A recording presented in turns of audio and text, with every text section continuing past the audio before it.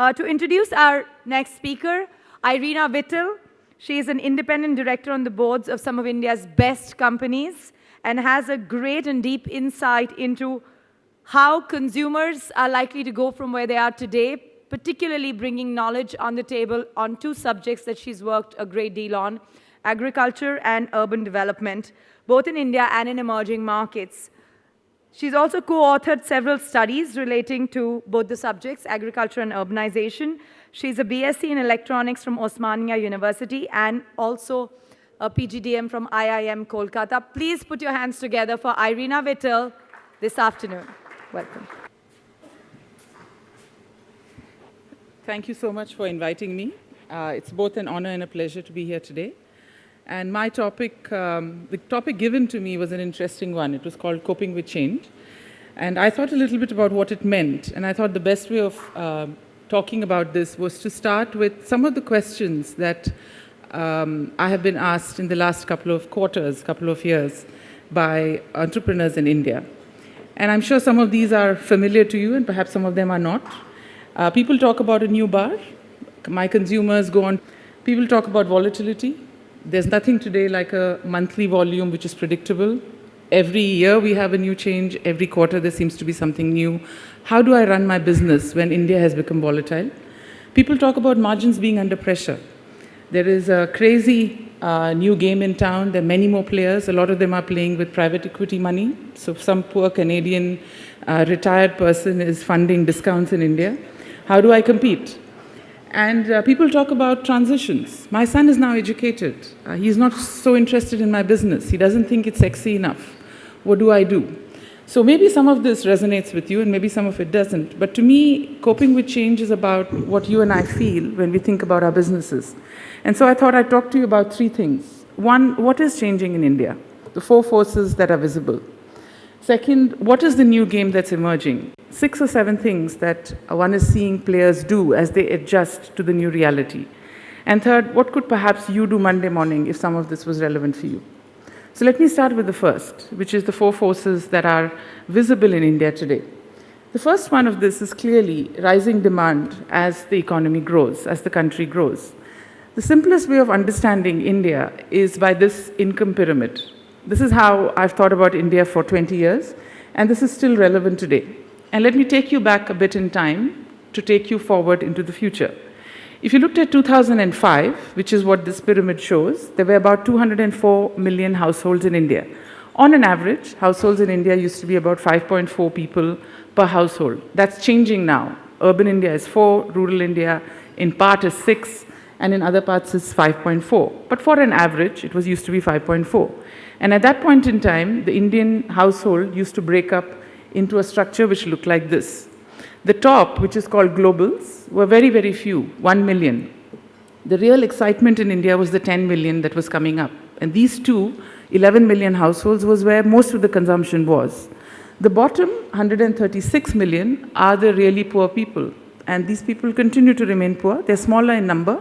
But this is why the Gates Foundation spends so much of money in India. These people are not coming into any relevant consumption for another 20 to 30 years. They still go to sleep hungry, which is why food inflation in India is always lurking around the corner. But for the most part, this is the structure of the economy. And it's fascinating to see what's happened to this economy since 2005. What's very visible is the top two segments, consuming India, has tripled. So whatever we said about NDA's performance or non-performance, whatever we say about BJP's performance today, the fascinating thing about India in the last 10, 12 years is the relevant market, the market which can afford to consume, the market which saves, has tripled because we've had a steady year-on-year GDP increase. And this growth, by the way, is not magic, it is mathematics. The same thing happened in China in 2001. The whole income curve shifted to the right. And so while per capita income is $1,600 in India, these two segments are consuming segments. What's equally fascinating is what will happen in the next 10 years. Based on the old GDP calculation, if India grows at 6.1%, which means on the new GDP calculation, if India grows at about 7.4%, this number will almost double again to 81 million. So the reason India is hot and exciting, despite the cow crisis and despite low GCF and despite very low capacity utilization. The reason India is so exciting to the world is because even at a 7.4% new series GDP growth rate, consuming India will continue to grow. And this is why this market remains the last big market in the world which still has to grow. Now, what's fascinating about these consumers is, in the last couple of years, the experienced economy has been much more subdued than the discussed economy. And so it's not been as wonderful as everybody thought. You know it, you feel it perhaps better than I do. And so even within this segment, you can see that the globals are okay. The big problem has been, what do I do with the cash that a lot of them sit on? What do I do as the taxation regime gets stronger? But their consumption hasn't been hit in any way. And so if you see premiumization in India, in every category is happening to a very large extent. The real challenge is for the consumers. They are big, they have very huge aspirations. Their brands increasingly are being used for them as a source of power, but they are worried. Because when consumers don't spend when they earn. Consumers spend when they earn and they think tomorrow will be better than today. Because if they don't think tomorrow will be better than today, then they save, which might be good for you, by the way. But for most consumers, one of the reasons spending in this middle segment has been subdued is because of the job market, because of the volatility in this market. A lot of people are saying, maybe I'll postpone my next house, maybe I'll postpone my next car, maybe I'll postpone my next motorcycle. So consumption is happening, but it's not happening at the same pace at which it was, say, in 2008, 2012. But the biggest hit of the last couple of years has been on the segment below, the engine of India's growth, the 170 million aspirers. They are the ones who are the most worried. They are the ones who are the most jittery, primarily because of jobs, but also because if you divide this, more than half of this market sits in rural India. And rural India has not seen a huge amount of growth because urban India's inflation is rural India's income. And as inflation has got controlled, rural India has really struggled with its income growth. So while the overall story of India continues to remain unquestioned, the last couple of years have been particularly volatile because it's been fascinating to see that premium markets in India, the premium segments of every market in India has grown, but the base has been growing much less in real terms because most of the consumers coming into consumption are a bit more hesitant than they used to be a few years ago. But what's equally fascinating is who are these consumers? Half of them are in urban India, which means the other half are in rural India. Now, the good news for you is they're not in 630,000 villages. About 11,000 villages account for most of this rural consumption. But when you think about consumers in India, don't assume Bombay, Delhi, Pune and Nasik. They're also in smaller towns and they're also in rural suburbs. The second thing is, from a growth point of view, 49 metropolitan clusters. This chart is not very visible, but because growth is so linked to investment, and investment is so linked to urbanization and infrastructure, a lot of the growth will actually happen in a very, very concentrated manner. So the 50-50 split you see between urban and India is going to move more and more towards urban India, and rural is going to grow, but it is going to grow much slower. And finally, a lot of them are incredibly young. A lot of them are coming into consumption for the first time. A lot of them are thinking about brands and relationships again. You talk to these consumers, a lot of them will talk about old relationships and say, that's my father's relationship, that's my mother's brand. And so it's a huge open space to rebuild brands, if you have an existing brand, to keep it relevant. But if you're a new attacker brand, to build a brand, because a lot of relationships are up and open. It's equally interesting to keep one thing in mind, that the visual imagery of this consumer is not an English-speaking MBA person who works in large companies like Franklin Templeton or Unilever or Airtel. The heart of India's consumer is a businessman. 11% of Indians speak English. Even amongst this consuming market that's going to come, the visual image that you need to have is not a tax-paying corporate person. That market is very small. The heart of India's consumer is somebody who's a distributor for Unilever, somebody who runs a petrol pump for BPCL, somebody who owns a few truck companies, a self-employed professional. He might run a small oil mill, he might run a small tax mill. And the reason I'm putting this all together for you is many times, and you might not do this, but many times people have a stereotype image of Indian consumer, which is IIT, IIM, English speaking, lives in Bombay, works in Unilever. That's not who the Indian consumer is.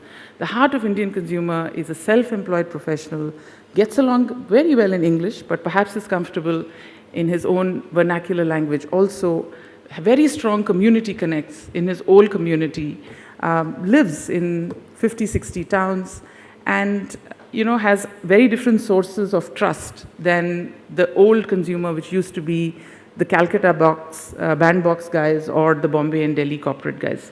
But they're also incredibly young, and so they don't have the old affiliations that their parents did. And so what's happening to these consumers? They're going to increase in number, they're young, they have strong aspirations, they're going to consume differently. And so what you see is they're spending in a different way. They're moving away from traditional spend. It doesn't mean that food, which is the largest category, will go down.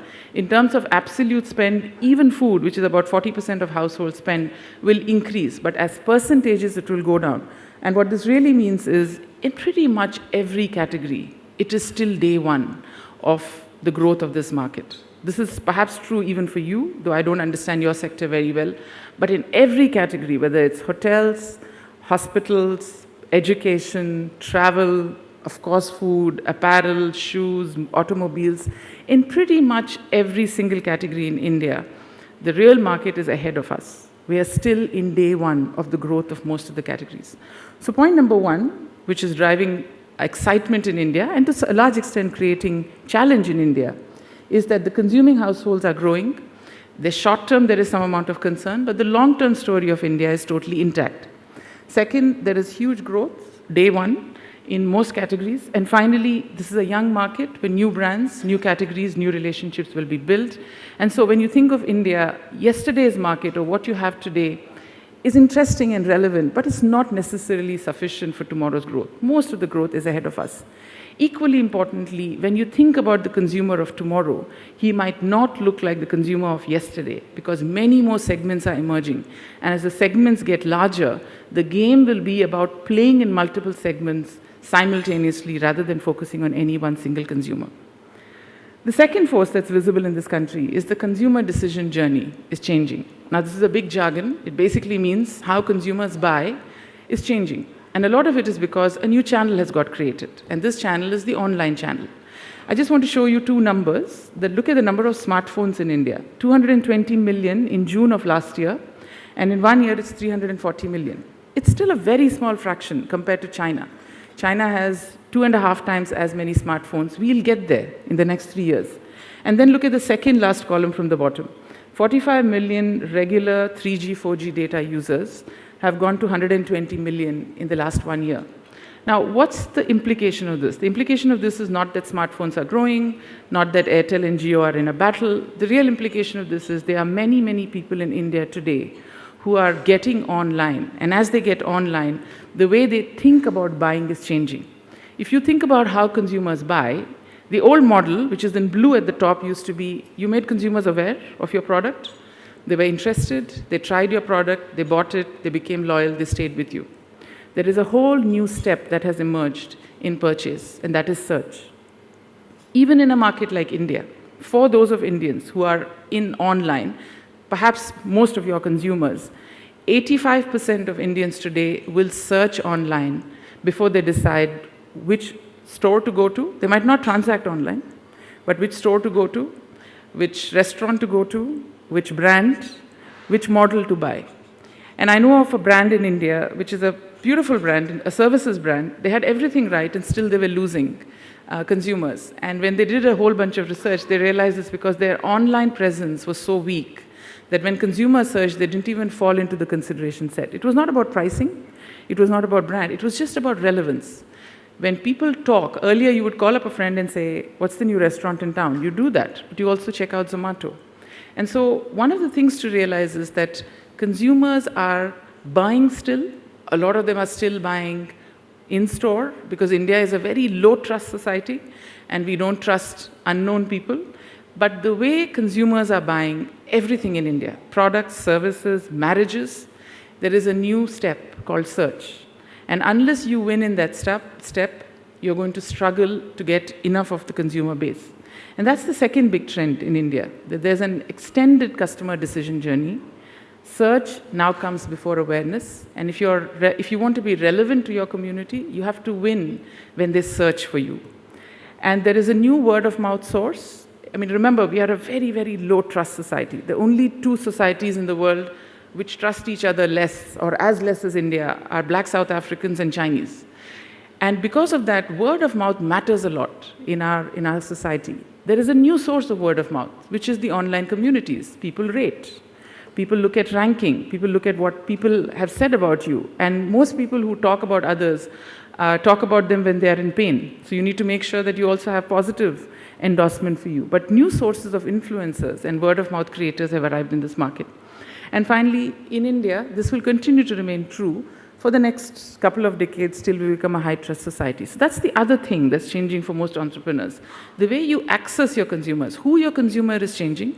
It's no longer one kind of consumer, it's many segments. But how you reach this consumer is also changing, because the traditional ways of accessing him are still relevant, but a new online channel with its own dynamics has emerged.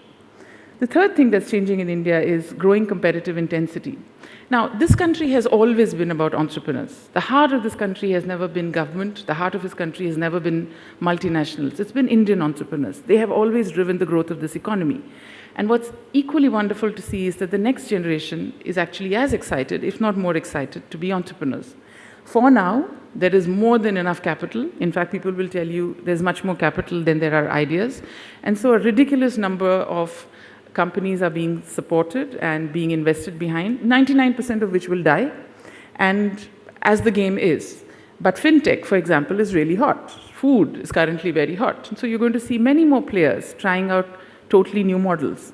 Their business models are also different, because one of the interesting things that's changed as capital has changed and as sources of access has changed, is business models are changing. And barriers to entry are going down, because you don't need the same kind of scale that you needed when you had a fixed cost-driven business.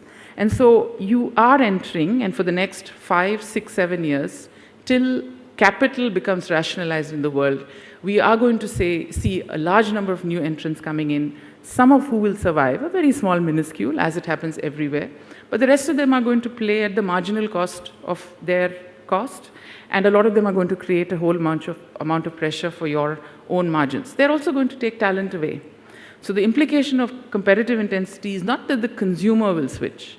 The real implication of competitive intensity is your pricing will be under pressure, and your cost of talent is going to be high for the next couple of years. When the market settles, we'll see what new business models will emerge. But remember, in the West, which are 5 or 6 years ahead of us, in category after category, after the first wave of death has happened, people have realized that it's incumbents who've been able to reinvent themselves, who have the right to win in the market, because they have the most important thing, that's relationships. And everything else can easily be learnt, and everything else can easily be taught. And the final thing that's changing in India, like it is elsewhere, is there is increasing regulatory pressure. A lot of this is because there is a huge growing trust deficit between society and business, between government and business. Everybody in business assumed that there was a social contract between business and government, between business and society, which was a given. And so you played in a certain playground, the boundaries of which were defined by this trust. But the last 10 years have been very, very bad for this trust. And the trust has actually got lowered. A lot of it was because of things like the big financial crisis of 2008.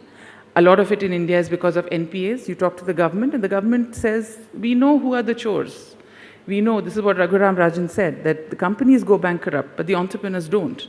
And when you have this kind of NPA sitting on a banking system which is 60-70% owned by the government, and the politicians, not all of who are totally kosher and clean either, but the politicians know who has made money, it makes them question, and it makes them really wonder every time business goes with a new policy or with a new agenda. They're always saying, what is the angle in this for you? And the NPA thing has not done anything to strengthen the relationship. You talk to politicians, they'll say, businessmen take care of themselves. And it's finally the government who's left, government, not politicians, who's left holding the can. And it's the middle class and the poor Indians who are left holding the can. The Silicon Valley monopoly is not helping either. The new villains in the world are not the bankers of New York. It's the Silicon Valley monopolists, the Googles, the Facebooks, because people are now starting to realize that behind that liberal conversation are shark teeth-based monopolists who are increasingly aimed at owning the world. And so the fact that regulations are demanding more transparency, the fact that more regulators are being created, the fact that everything is being asked for in terms of transparency is an early sign. And this is not going anywhere. It's not going anywhere in the world. It's not going anywhere in India. Expect to see more pressure on transparency because we haven't rebuilt trust between business and society. We haven't rebuilt trust between business and government. And so these are the four big forces, actually, which are at work. The good news is it's all evolutionary. Very little in India is revolutionary, and neither is this phase. But if you look at the combination of these factors, growing consumers of many different sizes and shapes and segments, while we are used to one big consumer segment, now you have to play multiple games. A new channel which requires you to be present online, when we don't always understand what is digital, how do you win, how do you own these influencers. Competitors, most of who will die, but who in the short term will bring down margins and will increase your cost of talent. And finally, a government and society which no longer gives you leeway to do what you want and looks at you with suspicion and demands more and more transparency. And the combination of all of this is obviously an environment which is no longer familiar. And an environment which is no longer familiar is called change. And that's what we're really going through. So what does one do? The implication of all of this is, in some ways, that's the reality outside. For most organizations, the battle is actually internal. And here's why it is. Because what it requires you to do is it requires you to behave like an attacker, not an incumbent. If 90% of the market is ahead of us, there's no point in protecting what you have. You've got to pretend that you are entering this market for the first time and attack. So your valuable customers will get hunted. You need to build a moat around them. There's a whole bunch of new customers that have to be acquired. You have to think about what is the game to acquire. And maybe you have to pretend as if you are in day one when you started the business and not live by the rules that you have built over the last 5, 10, 20 years. The second big change is you've got to renew your value proposition. A lot of the stuff that you offered earlier is perhaps now visible. What is the range of options? I'll give you a better price than the other guy. This is now increasingly found on the net. And so it's level one, which is now commoditized and hygiene. And what you need to do is you need to think about what is the next version of the product or service that I'll offer. And that will also get commoditized in 6 months. And then what's the next version of the product and the offer? So a stable market where you had to think about your customer proposition or your customer relationship once couple of years now requires 6 months, 9 months cycles of version 2, version 3, version 4. And this in jargon is called agility. All it means is your consumer is going to get what you offer very soon from 5 other people. Why should they stay with you? Give them another reason to stay with you. And cost and price is unlikely to be a sustainable feature because the guy who's private equity funded doesn't have a cost structure, doesn't have a margin expectation. So in any case, his cost is much lower than yours. So you need to continuously evolve. That's very different from in India, which was much more stable and where you could take deep breaths and stay with the same proposition for many years. Technology is an enabler, but relationships are still the game in town. Technology can be bought, and technology itself keeps changing. It's fascinating how much people talk about technology, but at the end of the day, trust matters. And which is why incumbents, if they reinvent themselves, are the natural winners in a whole bunch of categories. Because with customers, today, the challenge for customers is they have too much of choice. And when they have too much of choice, they need somebody who will hold their hand and say, I know you can look at 2,500 options, but this is still what is best for you because I understand you.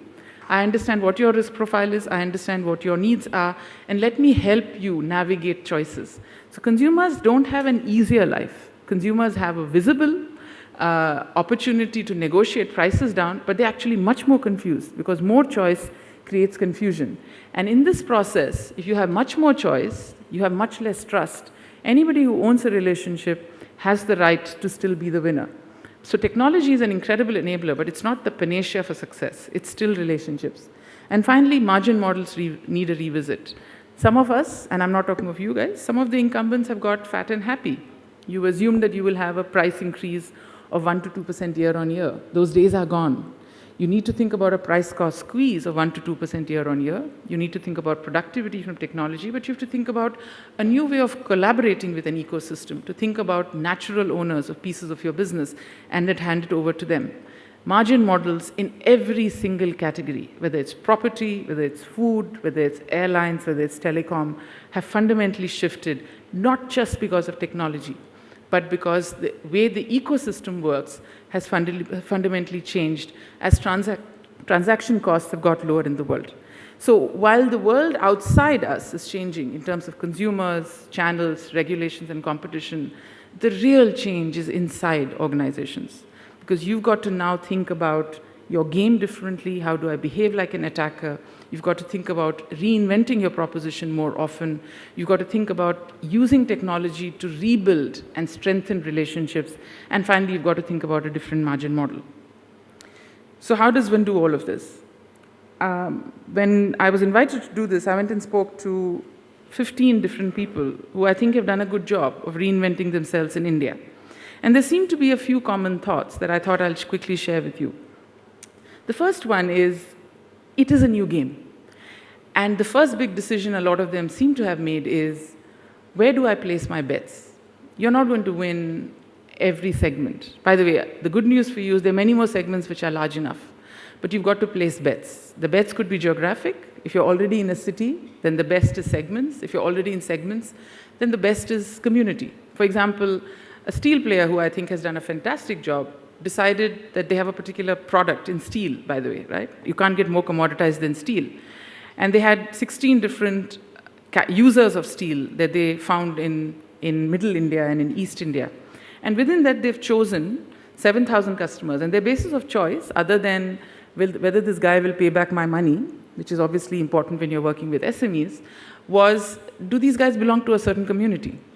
Because if you go to Bihar, if you go to Patna, or if you go to Calcutta, and you have a bunch of people who are all, say, from Marwadi community or from, the Gujju community, it's so much easier to drive adoption if 50, 60 of them belong to a certain community. This country is still community-led. And so it's incredibly important if you want to be relevant in a segment, to think of the cut that you want to own. The cut could be geography, the cut could be city, it could be segments, it could even be communities. But it's important for you to make a choice, because the good news for you is there are many, many segments.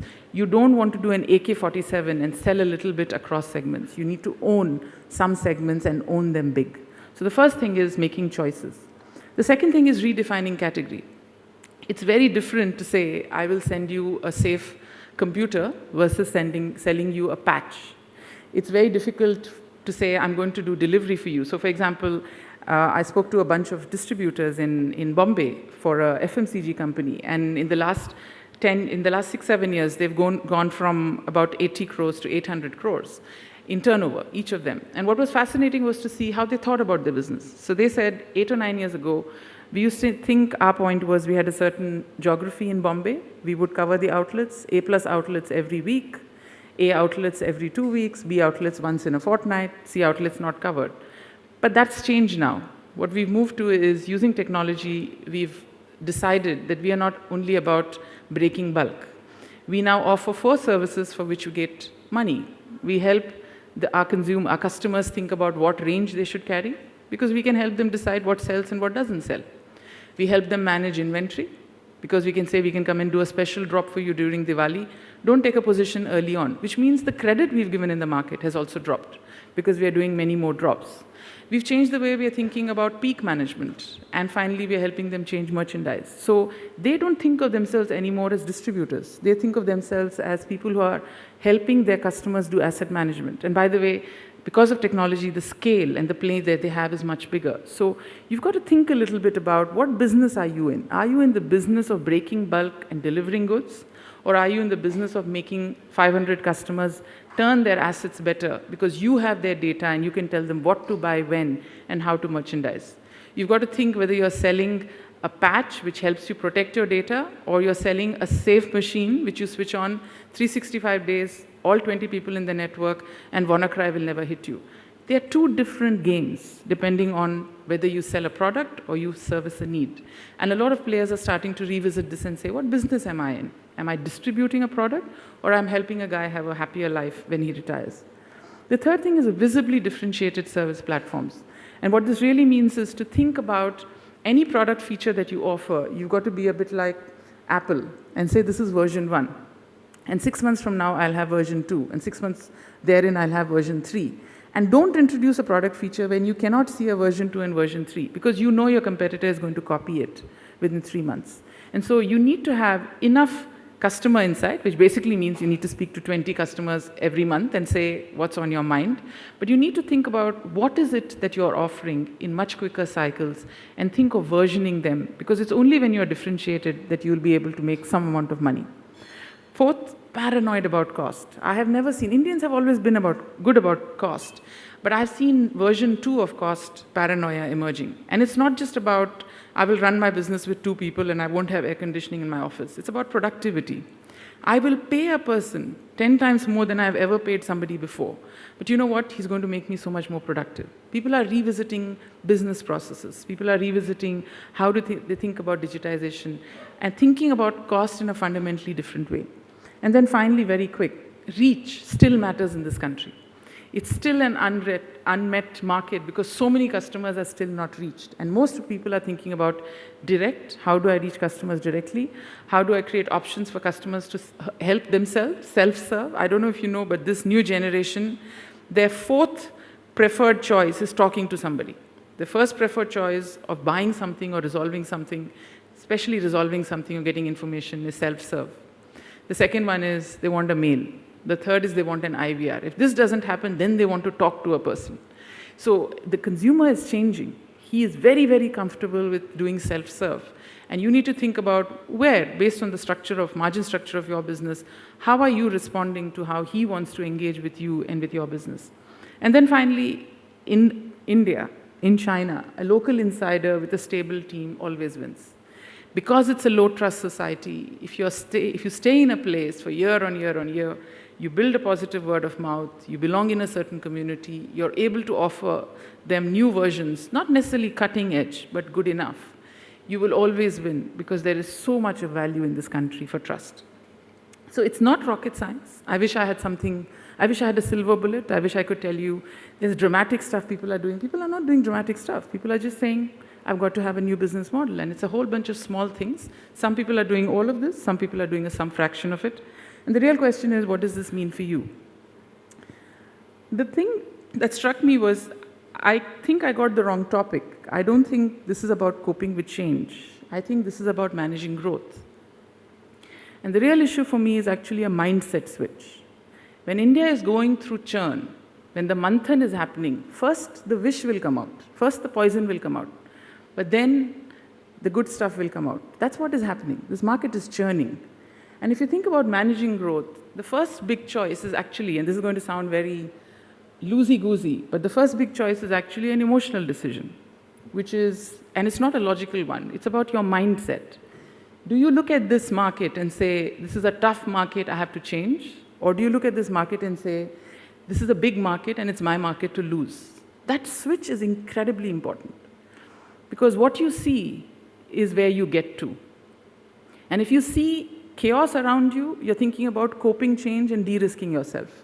But if you see the chaos as part of manthan, and the manthan will give poison first and then good stuff, you will think about, this is a piece that I'll go through, and at the other end of it, dar ke aage jeet hai, at the other end of it will be huge amounts of growth.